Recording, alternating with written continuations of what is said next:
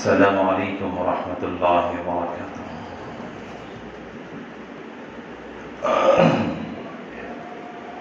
الحمد للہ نحمده ونستعینه ونستغفره ونؤمن به ونتوکل علیہ ونعوذ باللہ من شرور انفسنا ومن سیئات اعمالنا من يهده الله فلا مضل له ومن يضلله فلا هادي له ونشهد أن لا إله إلا الله وحده لا شريك له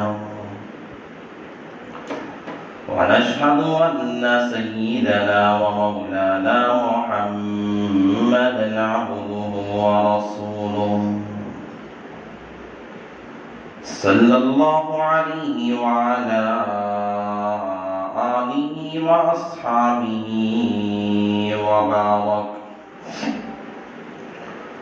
وبارك وسلم تسليما كثيرا كثيرا. أما بعد فأعوذ بالله من الشيطان الرجيم. بسم الله الرحمن الرحيم. والذين يكنزون الذهب والفضة ولا ينفقونها في سبيل الله فبشرهم بعذاب أليم. وقال النبي صلى الله عليه وسلم بني الإسلام على خمس: شهادة أن لا إله إلا الله وأن محمدا رسول الله وإقام الصلاة وإيتاء الزكاة وحج البيت وصوم رمضان،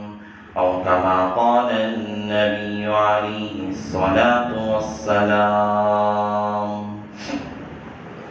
رب اشرح لي صدري ويسر لي أمري واحلل عقدة من لساني يفقهوا قولي. اللهم صل على سيدنا مولانا محمد في أول كلامنا. اللهم صل على سيدنا مولانا محمد في أوسط كلامنا. اللهم صل على سيدنا مولانا محمد في آخر كلامنا.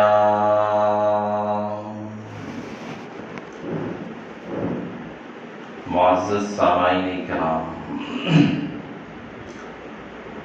اور میرے غیور نوجوانوں، بزرگوں اور بھائیوں،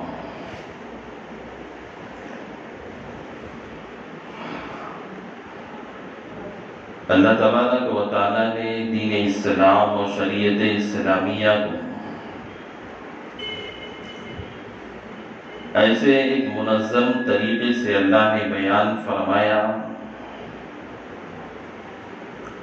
اللہ کے نبی علیہ السلام نے بطور مثال کے سمجھایا. انسان کا ایمان اور ایمان کا دور و مدار جن چیزوں پر ہے، اللہ کے نبی نے فرمایا دنیا کے اندر جس طرح آدمی کوئی عمارت تعمیر کرتا ہے، کوئی گھر بناتا ہے، کوئی اپنا مکان، اپنی فیکٹری تعمیر کرتا ہے، اپنے یہاں کوئی آدمی چھت کا انتظام کرتا ہے، ہر چھت کے لیے، ہر عمارت کے لیے، ہر مکان کے لیے ستون لگانے پڑتے ہیں، پلر لگانے پڑتے ہیں۔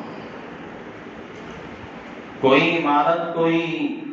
تعمیر اور کوئی چھت بغیر ستون کے، بغیر پلروں کے کھڑی نہیں ہو سکتی۔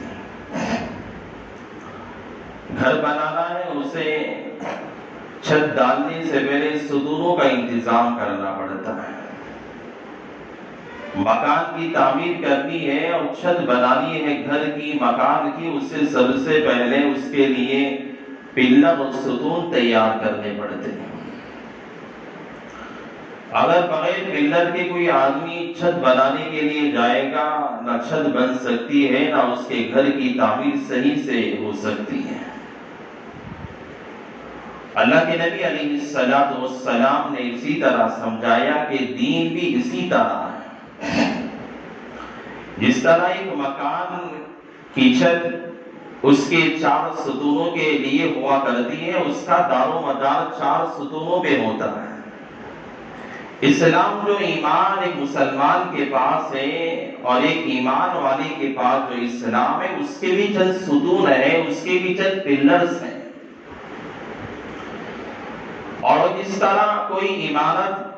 اگر ایک ستون بھی اگر ٹوٹ گیا، ختم ہو گیا، تو وہ چھت جو ہے کمزور پڑ جاتی ہے، گرنے کے قریب ہو جاتی ہے۔ 2 ستون اگر ختم ہو گئے، اس کی آدھی چھت زمین پہ گر جاتی ہے۔ باقی ایک ستون بھی اگر 4 ستون 4 پلر کی جگہ اگر ایک پلر بھی نہیں رہے گا تو اس کی عمارت کمزور ہو جاتی ہے، چھت زمین پہ گرنے کے قریب ہو جاتی ہے۔ اللہ کے نبی علیہ السلام نے فرمایا اسی طرح اسلام کے بھی چند ستون ہیں، اسلام کے بھی چند پلرز ہیں۔ اسلام بھی جو قائم ہے، یہ ایمان کسی مسلمان کا قائم ہے، اس کے جو ایمان کی چھت ہے، اسلام کی جو چھت ہے، اس کی جو چند پلرز ہیں، اسی پہ ایک ایمان والے کا ایمان قائم ہے۔ اگر وہ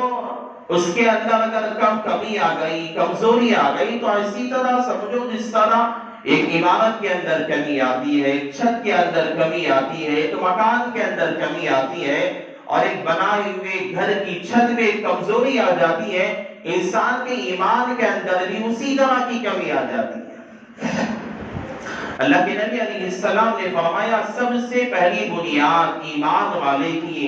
جو ایمان والے کا ستون ہے، جو عمارت کی جو تعمیر کے لیے جو بنیاد ہے، ایمان والے کی سب سے پہلی بنیاد، سب سے پہلا ستون اور سب سے پہلی جو بنیاد ہے، اللہ کے نبی نے فرمایا شہادت اللہ الہ الا اللہ واشہد ان محمد رسول اللہ۔ سب سے پہلے آدمی ایمان والا کلمہ پڑھتا ہے تو یہ کہتا ہے کہ اللہ کے سوا کوئی عبادت کے لائق نہیں، اور میں گواہی دیتا ہوں کہ جناب محمد رسول اللہ صلی اللہ علیہ وسلم وہ آخری نبی ہے، اس پہ ہم ایمان لاتے ہیں۔ یہ سب سے اہم ستون ہے جو بغیر اس کا اقرار کیے کوئی آدمی ایمان والا نہیں ہو سکتا۔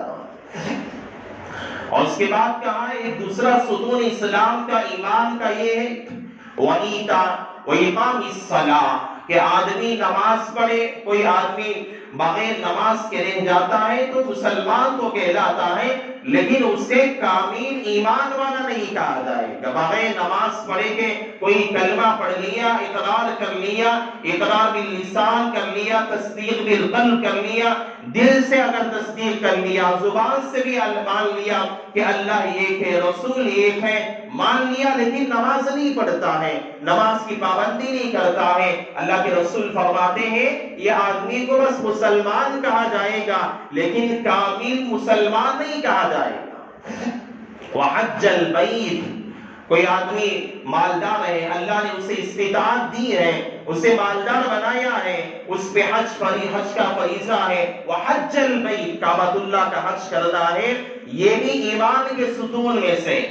وصوم رمضان اللہ کے نبی نے فرمایا رمضان کے سال میں ایک مرتبہ رمضان آتا ہے، اس کے روزے رکھنا یہ بھی ایمان کا ایک ستون ہے، ایمان کا ایک پلر ہے۔ اور اسی طرح کہا اللہ تعالیٰ کے نبی نے وَإِيتَاءِ الزَّكَاةِ، زکوٰۃ کا ادا کرنا یہ بھی ایمان کے ستونوں میں سے ہے۔ آدمی اگر ان میں سے کسی چیز کے اندر، نماز کے اندر، زکوٰۃ ادا کرنے کے اندر، اگر کوئی کلمہ پڑھنے کے اندر، کوئی آدمی حج بیت اللہ کرنے کے اندر، روزہ رکھنے کے اندر، یہ 5 بنیادی ارکان ہیں۔ اللہ کے نبی علیہ السلام نے جسے ایمان کی بنیاد قرار دیا، جسے بتایا کہ ایمان جو قائم ہے، اسلام جو قائم ہے، کسی مسلمان کا ایمان جو قائم ہے، یہ چھت کے مانند ہے، یہ اس کے ستون ہے۔ اگر ان کے اندر کمی آتی ہے، حج کرنے کے اندر کمی آ گئی، روزے رکھنے کے اندر کمی آ گئی، نماز کے پڑھنے کے اندر کمی آ گئی، زکوٰۃ کے ادا کرنے کے اندر کمی آ گئی، تو یہ اس آدمی ایسا ہی ہے جس طرح کی کسی چھت میں کمزوری آ جاتی ہے، نقص پیدا ہو جاتا ہے، اسی طرح ایمان والے کے ایمان کے اندر بھی نقص پیدا ہو جاتا ہے۔ ان بنیادوں میں سے، ان ستونوں میں سے ایک ستون اللہ کے رسول علیہ السلام نے فرمایا وَإِيتَاءِ الزَّكَاةِ، زکوٰۃ کا ادا کرنا ہے۔ مالداروں کا اپنے مال میں سے زکوٰۃ کا نکالنا یہ اسلام کے بنیادی ستونوں میں سے، بنیادی ارکان میں سے، کوئی آدمی اسے معمولی نہ سمجھے، یہ بنیادی ارکان میں سے۔ اللہ تبارک و تعالیٰ نے پورے قرآن پاک کے اندر اللہ نے جہاں جہاں بھی اللہ نے نماز کا ذکر فرمایا، جہاں جہاں بھی اللہ نے کہا وَأَقِيمُوا الصَّلَاةَ وَإِقَامِ الصَّلَاةِ وَأَقِيمُوا الصَّلَاةَ وَأَقِيمُوا الصَّلَاةَ، جہاں بھی اللہ نے ذکر فرمایا ہر جگہ پہ اللہ نے نماز کے بعد اللہ نے زکوٰۃ کو اللہ نے بیان فرمایا۔ 70 سے زیادہ قرآن پاک کے اندر وہ مقامات ہیں، 70 سے زیادہ وہ آیتیں ہیں جہاں اللہ تعالیٰ نے کہا وَأَقِيمُوا الصَّلَاةَ وَآتُوا الزَّكَاةَ وَإِقَامِ الصَّلَاةِ وَآتِ الزَّكَاةَ، نماز کو قائم کرو، زکوٰۃ ادا کیا کرو۔ اللہ نے کہا کہ جس طرح میرے بندے تیرے لیے نماز پڑھنا ضروری ہے، تیرے لیے جس طرح کے آ کر میرے دربار کے اندر سجدہ کرنا ضروری ہے، جس طرح تیرے لیے روزانہ 5 وقت نماز کا ادا کرنا ضروری ہے، جس طرح تو نماز کے پڑھنے کو ضروری سمجھا کرتا ہے، جس طرح تو اللہ کے سامنے کھڑے ہونے کو ضروری سمجھا کرتا ہے، جس طرح تو نماز کا وقت ہو جانے پر نماز کی تیاری کے اندر لگ جاتا ہے، جس طرح تو اذان سنتے ہیں اپنی تیاری کے اندر لگ جاتا ہے، اللہ تبارک و تعالیٰ کہتا ہے اسی طرح تیرے لیے نماز کی طرح، تیرے لیے نماز کی تیاری کی طرح تیرے مال میں سے زکوٰۃ کا ادا کرنا، مستحقین کو اس کے مال کا پہنچانا، اپنے مال میں سے زکوٰۃ کا نکالنا اسی طرح ضروری ہے جس طرح تیرے لیے نماز پڑھنا ضروری ہے، اسی طرح تیرے لیے ضروری ہے جس طرح تو نماز کے لیے وضو کر کے آیا کرتا ہے، تیاری کر کے آیا کرتا ہے، وقت ہو جانے پر نماز کی تیاری میں لگ جاتا ہے۔ اللہ تبارک و تعالیٰ نے ہر جگہ پہ 70 سے زیادہ مقامات پر، اللہ نے 70 سے زیادہ آیتوں کے اندر اللہ تبارک و تعالیٰ نے پورے اپنے کلام میں فرمایا کہ نماز کے بعد زکوٰۃ کو ذکر فرمایا۔ علماء نے کہا کہ یہ اس وجہ سے ہے کہ بہت سارے لوگ یہ سمجھتے ہیں نماز پڑھنا بے انتہائی ضروری سمجھتے ہیں، اللہ کے دربار میں آنا بہت ضروری سمجھتے ہیں، لیکن جہاں زکوٰۃ کی ادائیگی کا مسئلہ آتا ہے، جہاں اپنے مال میں سے زکوٰۃ کے نکالنے کا مسئلہ آتا ہے، جہاں اپنے مال میں سے، اپنی کمائی میں سے، اپنی تجاریوں میں سے اور اپنی پونجیوں میں سے جہاں غریبوں کو نکالنے کا مسئلہ آتا ہے، یتیموں کو نکالنے کا مسئلہ آتا ہے، اپنے مال میں سے کسی مستحق کو دینے کا مسئلہ آتا ہے، اپنے مال میں سے کسی سفیر کو دینے کا مسئلہ آتا ہے، اپنے مال میں سے کسی بیوہ کو دینے کا مسئلہ آتا ہے، اپنے مال میں سے کسی مدرسے کو دینے کا مسئلہ آتا ہے، اپنے مال میں سے کسی غریب اور فقیر کو کو دینے کا مسئلہ آتا ہے انسان اس کے اندر کوتاہی کیا کرتا ہے، انسان اس کے اندر کنجوسی کیا کرتا ہے، انسان اس کے اندر یہ سمجھتا ہے ٹال مٹول کرتا ہے اگر میں نے اپنے اس 1,00,000 روپے میں سے میں نے اپنے مال میں سے اتنی زکات ادا کر دیا، 1,00,000 میں سے میں نے 2,500 روپے 2,500 روپے میں نے نکال دیا، میرے مال کے اندر تو کمی آ گئی، میں نے 2,00,000 میں 5,000 نکال دیا، میرے مال کے اندر کمی آ گئی، میں نے اتنے روپیوں میں سے میں نے اگر زکات نکال دیا، کسی غریب کو دے دیا، یتیم کو دے دیا، بیوہ کو دے دیا، میں نے کسی مدرسے کو لگا دیا، میں نے کسی اور کو ادا کر دیا، میرے مال میں تو کمی آ گئی۔ بعض لوگ یہ ہیں کہ آپ ایسا سمجھتے ہیں کہ اس کے اندر اپنی کمی کو محسوس کیا کرتے ہیں، مال کے اندر کمی آ جانا محسوس کیا کرتے ہیں۔ اسی طرح اللہ تعالیٰ نے ایسے لوگوں کے لیے اللہ نے فرمایا میں جس طرح تو نماز کے پڑھنے کو ضروری سمجھتا ہے میرے بندے تیرے لیے اسی طرح اپنے مال میں سے اپنے پیسوں میں سے غریبوں کے لیے حصہ نکالنا تیرے لیے ضروری ہے۔ اور ہم یہ سمجھتے ہیں ارے مال تو میں نے کمایا ہے، پیسہ میں نے کمایا ہے، میں نے تو تجارت کیا، میں نے تو بزنس کیا، میں نے تو محنت کی تھی، میں نے تو مزدوری کیا تھا، میں نے تو اپنے دماغ سے پیسہ کمایا ہے، میں نے اپنے ٹیکنک سے پیسہ کمایا ہے، میں نے اپنی چالاکی سے پیسہ جمع کیا ہے، میں نے تو اپنے اصولوں سے پیسہ کمایا ہے، میں نے تو اپنی چالاکی خرچ کر کے میں نے اپنی تجریوں کو جمع کیا ہے، میں نے تو اپنی ٹیکنک استعمال کر کے میں نے اپنی جو ہے بینک بیلنس کو جمع کر کے رکھا ہے۔ آدمی یہ سمجھتا ہے میں نے محنت کی ہے، میں نے اپنا خون پسینہ یہ کیا ہے، میں نے تجارت کی ہے، میں نے رات دن ایک کر کے میں نے پیسہ جمع کیا ہے، تو میں اپنے مال میں سے اپنی محنت میں سے اپنی جو ہے تجوریوں میں سے اپنے مال کے اندر دوسروں کو تو میں کیسے عطا کر دوں۔ بعض جاہل آدمیوں کے اندر دماغوں کے اندر یہ بات آتی ہے کہ میری محنت کا پیسہ، میری محنت کا مال، میری محنت کی کمائی کو میں دوسروں پہ کیسے خرچ کر دوں، خدا کا کیسا انصاف ہے، خدا کا کیسا عدل ہے۔ یہ بعض لوگوں کے اندر دماغوں کے اندر یہ باتیں آ جاتی ہیں، لیکن اللہ تبارک و تعالیٰ سمجھاتا ہے کہ میرے بھائی تو جو کہتا ہے میں نے اپنی محنت سے کمایا، دکان چلانے والے تیری محنت دکان میں ہوگی، فیکٹری چلانے والے چاہے کہ تیری محنت فیکٹری کے اندر ہوگی، لیکن دکانوں کے اندر گاہکوں کو بیچنے والا کون ہے، فیکٹریوں کے اندر لوگوں کو بھیجنے والا کون ہے، تیری گاڑی کے اندر برکت ڈالنے والا کون ہے، تیرے مال کے اندر برکت دینے والا کون ہے، تیری فیکٹری کے اندر رحمتیں برسانے والا کون ہے، تیری کمائی کے اندر برکتیں لانے والا کون ہے، تیری محنت کے اندر صلہ دینے والا کون ہے، تیری جد و جہد کے اندر بدلہ دینے والا کون ہے، تیری کوششوں کے اندر اللہ بابرکت دینے والا کون ہے۔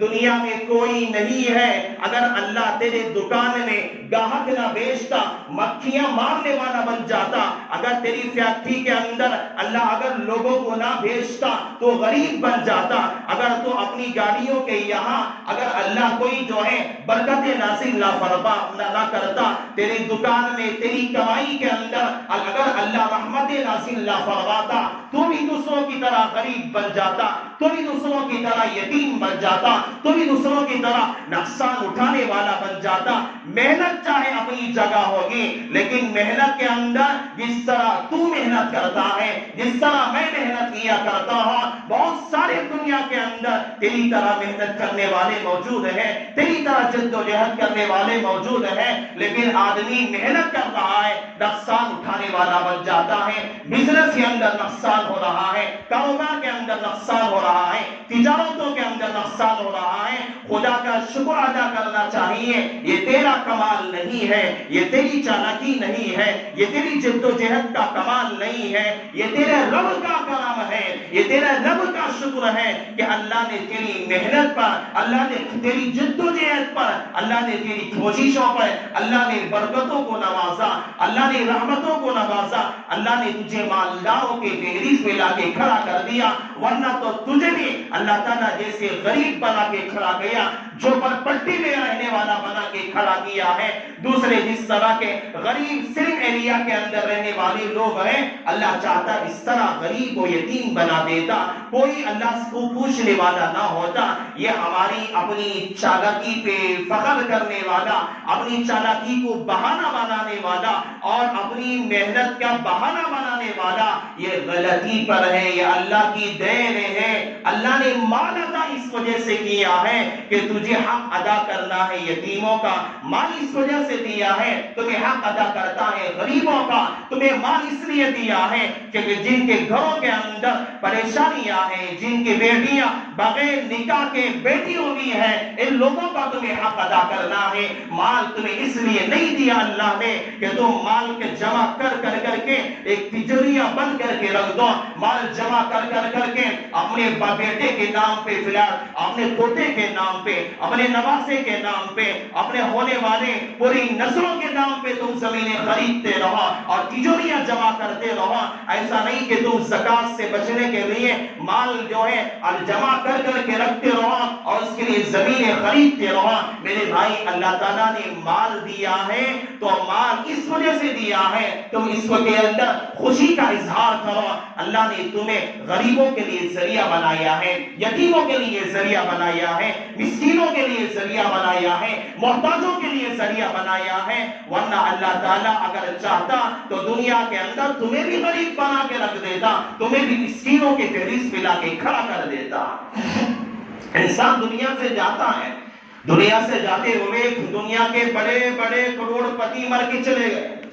دنیا کے اندر بڑی بڑی دولت رکھنے والے, پیسہ رکھنے والے, بڑے بڑے مالدار, زمین کے خزانے رکھنے والے دنیا سے چلے گئے. وقت کا قارون تھا, اپنے زمانے کا آج کا مالدار اپنے مال پہ کیا اترا سکتا ہے, تکبر کر سکتا ہے. قارون ایسا بادشاہ گزرا ہے, ایسا بادشاہ گزرا ہے جس کے خزانے کی چابیاں, جس کے خزانے کی چابیاں, جن کے خزانوں کے اندر سونا, جواہرات, ہیرے رکھا کرتے تھے. اور اس قارون کے بارے میں آتا ہے 70 اونٹوں پر اس کی خزانے کی چابیاں لاد کر لے جایا کرتے تھے. اتنا بڑا بادشاہ تھا, اتنا بڑا مالدار تھا. اللہ تعالیٰ نے کیا کیا, اپنے مال پہ اترانے لگا, اپنے مال پہ فخر کرنے لگا. اللہ تعالیٰ نے اسے زمین میں دھسا دیا, بتایا کہ تیرا مال تجھے کامیابی نہیں لا سکتا, تیرا مال تجھے کامیاب نہیں کر سکتا. انسان مر کے چلا جاتا ہے, مرنے کے بعد انسان کو لے جا کے قبر میں دفنایا جاتا ہے, مٹی ڈال دی جاتی ہے. انسان کے مرنے کے بعد اللہ کے نبی علیہ السلام نے فرمایا کہ انسان کے مرنے کے بعد جو ہے جو چیزیں انسان کے لوٹ جاتی ہیں اور جو باقی رہ جاتی ہے, اللہ کے نبی علیہ السلام نے فرمایا کہ اے مالدار کان کھول کے سن لے, اپنی مال کی تجوریاں جمع کرنے والے اور اپنے مال پہ اترانے والے, فخر کرنے والے, اللہ کے نبی علیہ السلام نے فرمایا کہ آدمی کا انتقال ہو جاتا ہے, مالدار کے مر جانے کے بعد اسے زمین میں لے جا کے دفنایا جاتا ہے, قبر کے گڑھے میں اتارنے کے بعد تیرا مال وہاں نہیں لے جا سکتا. تو دنیا کے اندر کروڑ پتی ہوگا, ارب پتی ہوگا, کھرب پتی ہوگا, لیکن تیرا مال تیرے قبر میں نہیں رکھا جائے گا. تیرا مال تیرے ساتھ مرنے کے بعد اللہ کے نبی نے فرمایا مال بھی لوٹا دیا جاتا ہے. تیرے دوست و احباب ہیں لوٹا دیے جاتے ہیں, اور تیرے رشتہ دار ہیں, تیرے بچے ہیں, تجھے دفن کر کے واپس لوٹ جاتے ہیں. یہ کی چیز ہے تو تیرے ساتھ کام آتی ہے, تیرا ساتھی ہوتی ہے, تیرا رفیق بن کے تیری قبر کے اندر بھی رہا کرتی ہے. وہ چیزیں تیرے نیک اعمال ہیں. اگر تو دنیا کے اندر اپنا پیسہ زکات صحیح نکالا ہوگا, اپنے پیسے کو صحیح جگہ پہ خرچ کیا ہوگا, اپنا پیسہ یتیموں پہ, مسکینوں پہ, مدارس پہ اور ضرورت مندوں پہ خرچ کیا ہوگا, یہ مال قبر کے اندر اس کا ساتھی بنا کرتا ہے, اس کا رفیق بنا کرتا ہے. آنے والے فرشتہ منکر نکیر جو بھی سوال کیا کرتا ہے آسانی سے جواب دیا کرتا ہے, وہ اس کا ساتھی بن جاتا ہے. اگر خدا ناخواستہ اگر اپنے مال کی صحیح طور پہ زکات ادا نہیں کیا, اپنے مال کو صحیح طور پہ یتیموں پہ, مسکینوں پہ خرچ نہیں کیا, بچاتا رہا کیسے میں زکات کم ادا کروں، کم نکالوں، غریبوں کو دینے سے اتراتا رہا، تو وہی مال قبر کے اندر جہنم کا ذریعہ بن جاتا۔ ایک واقعہ بتا کر میں اپنی بات ختم کرتا ہوں۔ ایک بہت بڑے اللہ والے ہیں یوسف فریابی رحمت اللہ علیہ، یہ ایک مرتبہ یہ اپنے دوست و احباب کو لے کر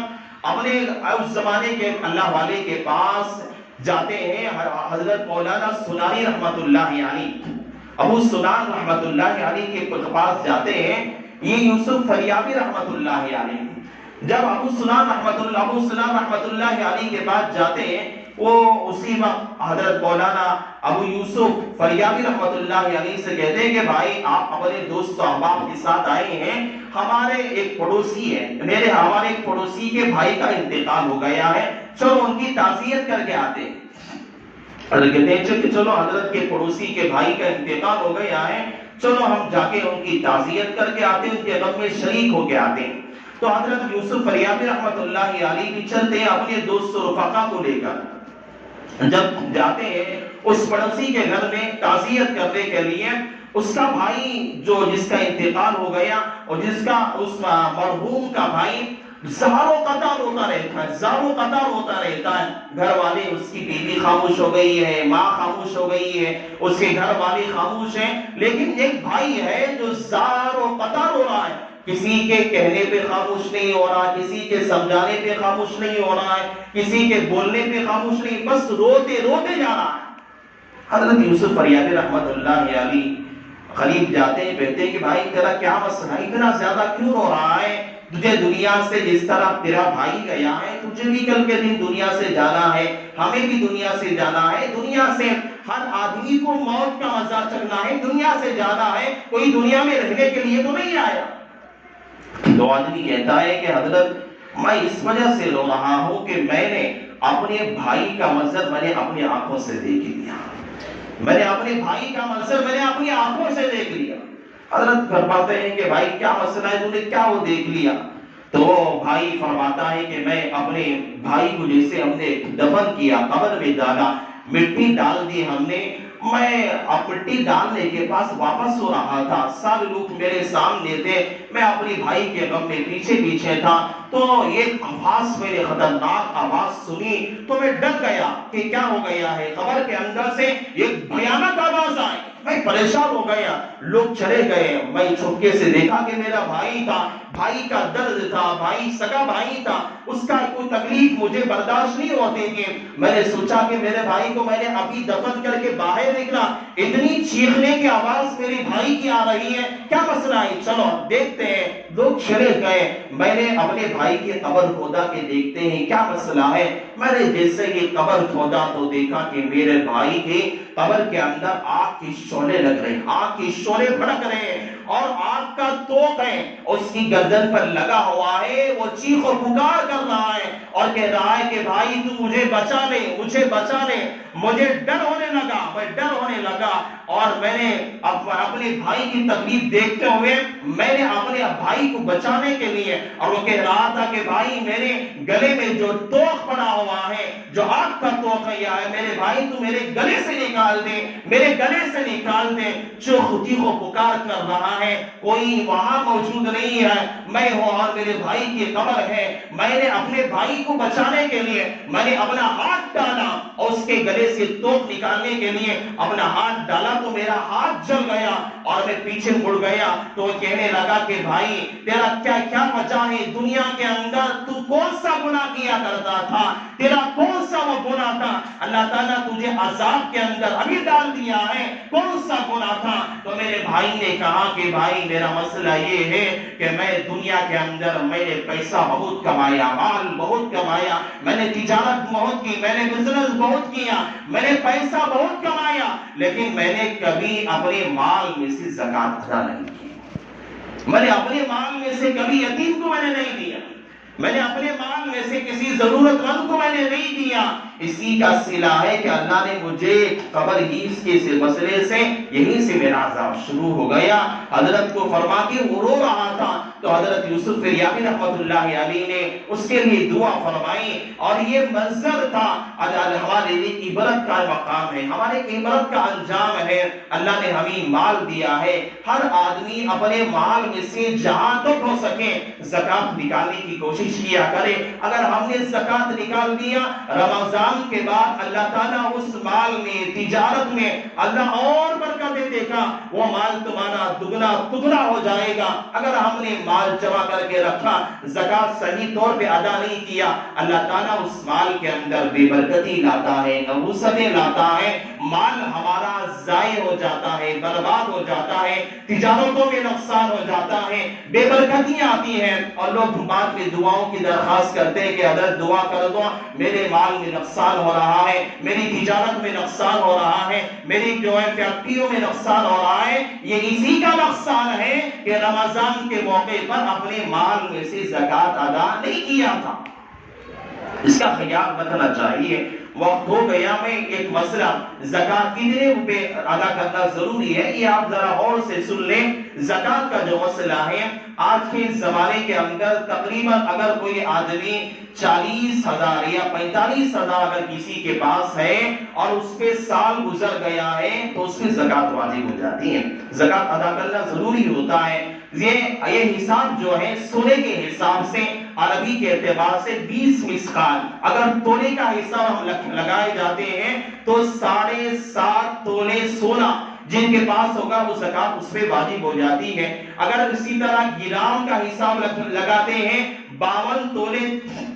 اگر گرام کا حساب لگاتے ہیں تو اس کے لیے 80 پر 7 گرام جو ہے سونا جس کے پاس رہے گا اس پر بھی زکات واجب ہو جاتی ہے. اگر چاندی کے حساب سے ہم دیکھیں گے تو تولے کے حساب سے چاندی 52 تولے چاندی, 52 تولے چاندی. اگر چاندی گرام کے حساب سے اگر ہم دیکھیں گے 612 گرام چاندی کے جس کے پاس پیسہ ہوگا یا مال ہوگا زکات اس پہ واجب ہو جاتی ہے. تو زکات کے واجب ہونے کے لیے مال ہے, کسی کے پاس پیسے بھی ہیں اور دوسری جو ہے زیورات بھی ہیں, تو اس اعتبار سے ایسا نہیں ہوتا کہ کسی آدمی کے پاس بس سونا ہی سونا ہے, خالص سونا ہے, یہ گرام بھی پیسہ بھی نہیں ہے, یہ گرام کسی کے پاس جو ہے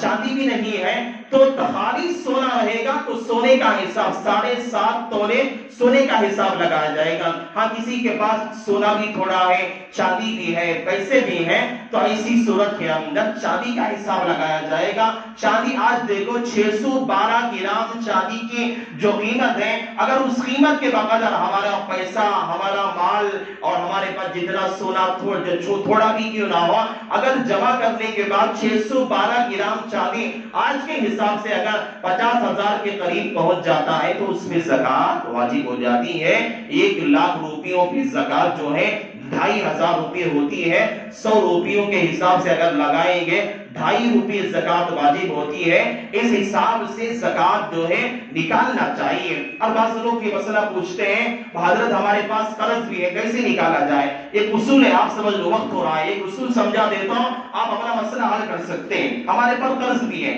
بہت سارے لوگوں کا مال گروی بھی رکھا ہوا جاتا ہے, وہ بھی قرض ہوتا ہے. ایسے صورت میں قرض بھی ہے, مال بھی ہے, زکات کیسے ادا کریں؟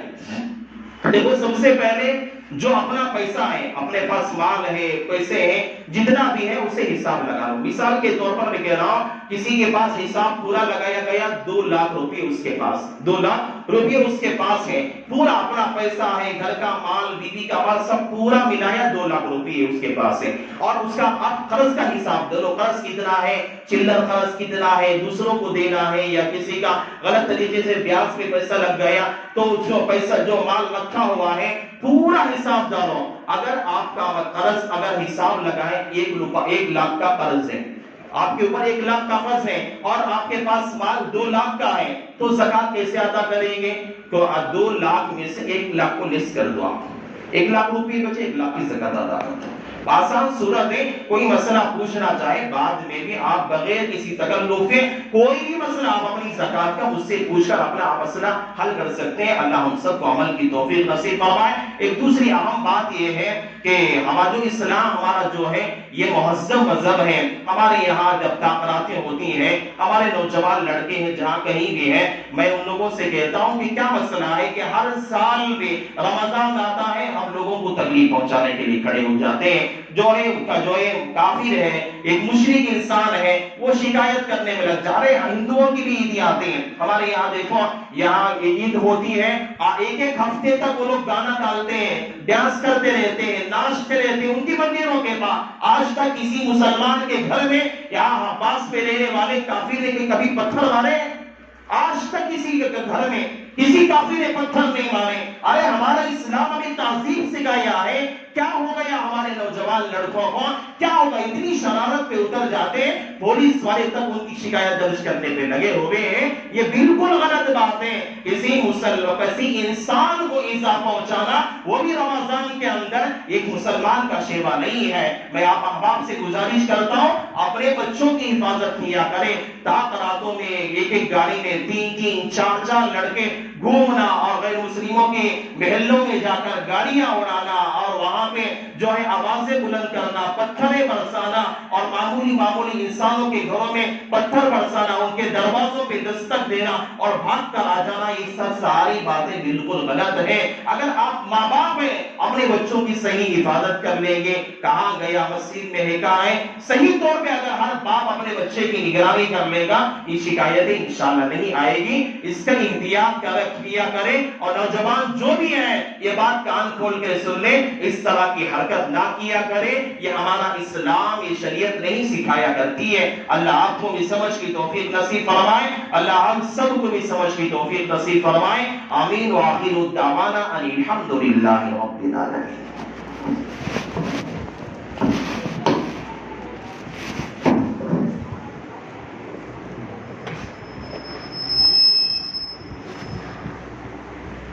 بسم اللہ.